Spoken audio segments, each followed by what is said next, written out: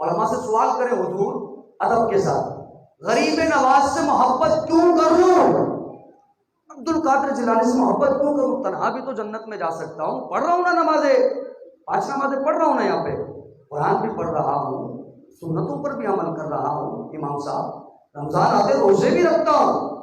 نیازیں بھی کرتا ہوں، سارے معاملات بھی بیان کریں۔ جب میں سارے کام کر رہا ہوں تو تنہا جنت میں جا سکتا ہوں۔ آپ نے کہا غوث پاک سے محبت کرے،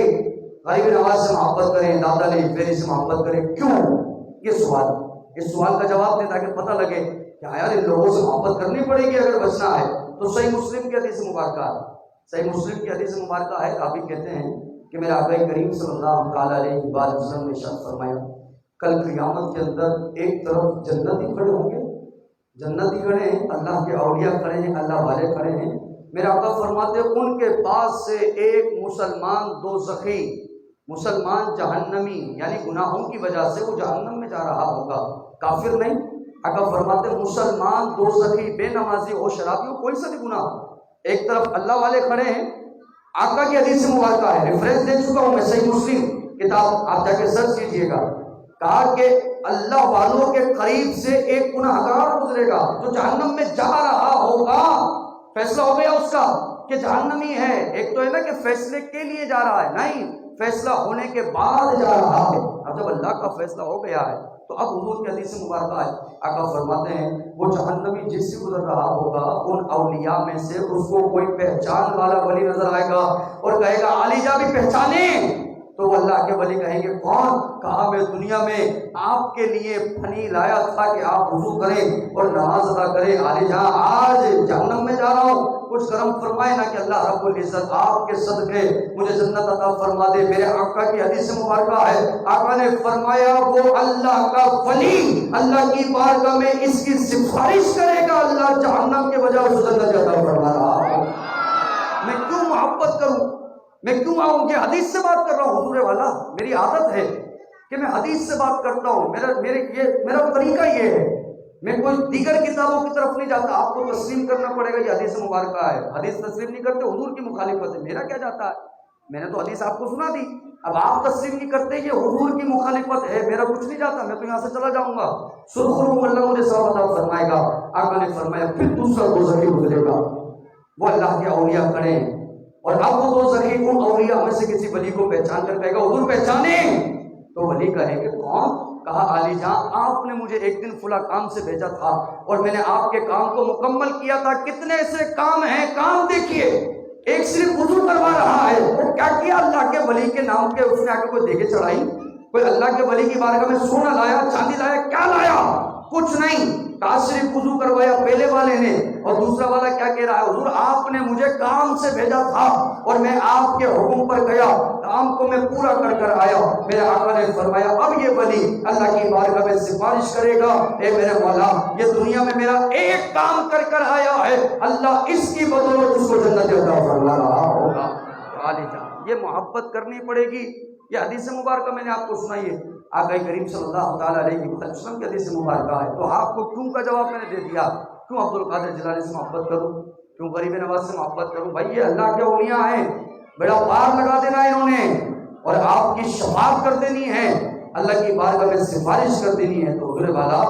جتنے بھی اللہ کے اولیاء ہیں ان کو اللہ نے بڑا مرتبہ عطا فرمایا ہے، بڑے مراتب عطا فرمائے ہیں، بڑا عروج عطا فرمایا ہے، تو آپ ان چکروں میں نہ لگیں، اللہ کے اولیاء کو لے کر شرک اور بدعات میں نہ پڑے۔ حضور یہ اللہ کے اولیاء محبت کرنے والی ذاتیں ہیں، ان کو لے کر شرک اور بدعات میں پڑ گئے، ساری زندگی بندہ جا کر ایک لنگر نہیں کرنا غوث پاک کا، غریب نواز کا، ایک روپیہ ان کے نام کا خرچ نہیں کرنا، اور صرف شرک اور بدعت میں لگا پڑا ہے، شرک اور بدعت میں لگا پڑا ہے، شرک اور بدعت میں لگا پڑا ہے، دین کا مذاق بنا رہے ہیں آپ۔ شرک اور بدعت میں اس لیے لگے پڑے کہ آپ نے دین جو ہے وہ ٹھیلے والوں سے سیکھا ہے، حضور رکشے والے سے سیکھا ہے۔ رکشے والا رکشہ چلانا بری بات نہیں ہے، لیکن حقیقت یہ ہے کہ رکشے والے کا کام دین سکھانا نہیں ہے، اس کو تسلیم کریں۔ مسجد کے امام کو آ کے آپ کہیں جنریٹر کھول کے کہ امام صاحب جنریٹر بنا دیں، تو مسجد کا امام جنریٹر بنائے گا؟ پنکھا کھول کر دیتے پنکھا بنا دے، مسجد کا امام بنائے گا؟ نہیں بنائے گا حضور۔ اسی طرح سے جنریٹر والے کے پاس آپ شرعی مسئلہ لے جائیں اور کہیں مجھے بتائیے عبد القادر جیلانی کیا ہے، 11ویں کیا ہوتی ہے، غوث کسے کہتے ہیں، اس کا معنی کیا ہے؟ وہ ہاتھ جوڑے گا، کہا بھائی جنریٹر بنوانا ہے تو بنوا، پنکھا صحیح کروانا ہے تو کروا، ابھی یہ مجھ سے کون سا سوال کر رہا ہے؟ تو ہم کیوں گمراہ ہوئے؟ دین غلط لوگوں سے سیکھ رہے ہو، جس سے سیکھنا نہیں اس سے دین سیکھ رہے ہیں، رکشے میں بیٹھ کے رکشے والے سے کلام چل رہا ہے، باتیں چل رہی ہیں، ہمارا تجربہ ہے، ہال میں ہم نکاح پڑھانے جاتے ہیں، کھانے کی ٹیبل پر دینی باتیں ہو رہی ہیں، دو بندے آپس میں دینی موضوع پہ بحث کر رہے ہیں، جو جہاں بیٹا ہے وہ بھی عام بندہ ہے، جہاں بیٹا ہے وہ بھی عام بندہ ہے، لو بھائی ہو گئی، نہ اس کے پاس کوئی دلیل نہ اس کے پاس کوئی دلیل، تکرار چل رہی ہے، تکرار چل رہی ہے، گھنٹہ گزر گئے، تکرار چل رہی ہے، حضور یہ دین کا مذاق بنا رہے ہیں آپ علماء پہ آنے کی بجائے آپ کھانے کی ٹیبلوں پر دین کی باتیں ڈسکس کر رہے ہیں، رکشے میں بیٹھ کر دین کی باتیں ڈسکس کر رہے ہیں، اور پھر آپ کہیں مجھے میرے سوالوں کا جواب نہیں ملتا، تو حضور تو جواب جس سے لینے جا رہا ہے اس کے پاس زندگی بھر میرے سوالوں کا جواب نہیں ہو سکتا ہے، مسجد کے امام کے پاس آتا، پڑھے لکھے عالم کے پاس آتا، اس سے پوچھتا بتائیے کون ہے عبد القادر جیلانی، تو وہ تجھے پوری ہسٹری بتاتا اور پھر بیان کر دیتا عبد القادر جیلانی وہ ہے کہ جس کے لیے میرے آقا نے قرآن میں، میرے آقا نے حدیث مبارکہ میں بیان کر دیا ہے کہ یہی اللہ کے اولیاء ہیں کہ جن کے لیے کل قیامت میں اللہ نور کے ممبر بچھائے گا، اور یہ اللہ کے اولیاء نور کے ممبر پر بیٹھیں گے، اور جب یہ بیٹھیں گے تو عام لوگ نہیں بلکہ خاص انبیاء ان کا مرتبہ دیکھ کر واہ واہ سبحان اللہ کی ذرائع لگا رہے ہوں گے۔ بات یہ ہے دین سیکھنا ہے دیندار لوگوں سے، علماء سے سیکھنا ہے، پڑھے لکھے مسجد کے اماموں سے سیکھنا ہے، ان سے جا کے پوچھیں۔ اب میں آپ کو سمجھایا نا کہ غوث پاک وہاں کیسے بیٹھے سنیں، آپ یہاں پکارے وہ وہاں کیسے سنیں۔ میں آپ کو حضرت علی کی پوری روایت سنایا کہ جب اللہ کے ولی پر اللہ کی رحمتیں برس رہی ہوتی ہیں، وہ استغراق کی کیفیت میں ہوتا ہے تو نہ جانے وہ کیا کیا کر جاتا ہے، اپنی طاقت سے زیادہ وہ عمل کر جایا کرتا ہے، جب اس پر اللہ کی رحمتیں برس رہی ہوتی ہیں۔ حضور اللہ یہ خیبر کا دروازہ حضرت علی اکھاڑے نا خود ہی بیان کرتے ہیں کہ دنیا میں کیا ہو رہا تھا مجھے پتہ ہی کوئی نہیں تھا، اگر میرے اوپر اللہ رب العزت خیبر کے دروازے کے بجائے کوفے کے پہاڑ کو ہلانے کا حکم دیتا تو علی کوفے کے پہاڑ کو بھی ہلا دیتا، اس لیے کیونکہ اللہ کی رحمتیں برس رہی ہیں، اللہ کی رحمتیں برس رہی ہیں۔ تو جب اللہ کے اولیاء پر رحمتیں برسیں تو یقین مانیں آپ یہاں پکارے، بغداد میں غوث اعظم آپ کی پکار سن رہے ہیں، تو میں کہا ہر سبق ہے خدا کی قسم سرکار غوث اعظم نظر کرم اتارا میرا خانی قاسم تو میں فقیر ہوں تمہارا۔ میری عادت نہیں کہ جو فقیر ہے بھائی سب فقیر ہیں، سب ہیں تو سب کا ہے، میرا خالی قاسم تو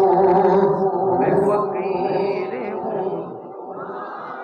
تو میرا دوستو پیرانی پیر شیخ عبد القادر جیلانی غوث اعظم پورا ایک الگ ٹاپک ہے، میں تو ابھی صرف اسی پر کلام کر رہا ہوں کہ ولی ہوتا کون ہے،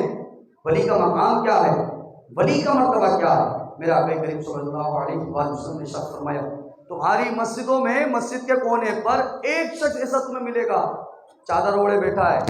گدڑی اوڑے بیٹھا ہے، آپ اس سے ہاتھ ملانا پسند نہیں کریں گے، کیوں؟ ہم تو ہاتھ اس سے ملائیں جس کے جسم سے خوشبو آ رہی والی جہاں عطر لگائے پرفیوم لگائے بہترین، ہم اس سے ہاتھ ملاتے، ہوٹلنگ ساتھ کرتے ہیں، ہم جو ہے کھانا پینا ساتھ کر رہے ہیں۔ میرا آقا فرمایا مسجد کے کونے پر بیٹھا چادر اوڑے، مٹی لگی داڑھی پر، بالوں پر، پیمن لگا کپڑوں پر، میرے آقا نے فرمایا تم میں سے کوئی ان سے ہاتھ تک ملانا پسند نہیں کرتا ہے، لیکن حضور فرماتے ہو بندو تم جان لو اللہ کے یہاں کتنا مرتبہ رکھتا ہے۔ آقا نے فرمایا اگر ایسے لوگ کوئی قسم کھائیں تو اللہ کو پہاڑ کو ہلانا پڑے، اللہ پہاڑوں کو جگہ سے ہلا دیا کرتا ہے۔ ایسے لوگوں کا مرتبہ اللہ کی بارگاہ میں کتنا ہے حضور، اب اللہ کی بارگاہ میں بلند ہو جائیں۔ میں کہا کیا زمانے میں بلند ہونے کی ہمیں لگی پڑی ہے کہ میں زمانے میں بلند ہو جاؤں، تیرے بھائی کی بے عزتی ہو جائے گی، یار میری بے عزتی کرواتا ہے، میرا فون کاٹتا ہے، یار آج کاٹن نہیں پہنا تو کیا بولے گا، آج میں نے پشوری چپل نہیں پہنی تو کیا بولے گا، آج باٹا کی چپل پہن کے نہیں گیا تو کیا بولے گا، علی جہاں دنیا دار کی نظر میں عزت بن رہا ہے، کل اللہ نے پوچھا نمازیں نہیں پڑھی تو پھر کیا بولے گا، قرآن پڑھ کے آیا اب کیا بولے گا، روزے رکھے نہیں رکھے اب کیا بولے گا اللہ کے آگے، یہاں تو بڑی عزت کمالی، یہاں تو بڑی میں نے جو ہے شہرت کمالی، بڑے اپنے نام کو دے دیا ہے، اللہ کے یہاں کتنے عزت دار ہیں، اللہ کے یہاں کیا مرتبہ اور مقام ہے۔ ہے. تو میں کہا اگر اللہ کے یہاں عزت دار بننا ہے نا تو خدا کی قسم جتنے عزت دار اولیاء ہیں ان کے دامن سے وابستہ ہو جاؤ. تمہارے گناہ کتنے ہی کیوں نہ ہو انشاءاللہ ان کے دامن کے صدقے اللہ ہمیں بھی عزت عطا فرما رہا ہوگا. ان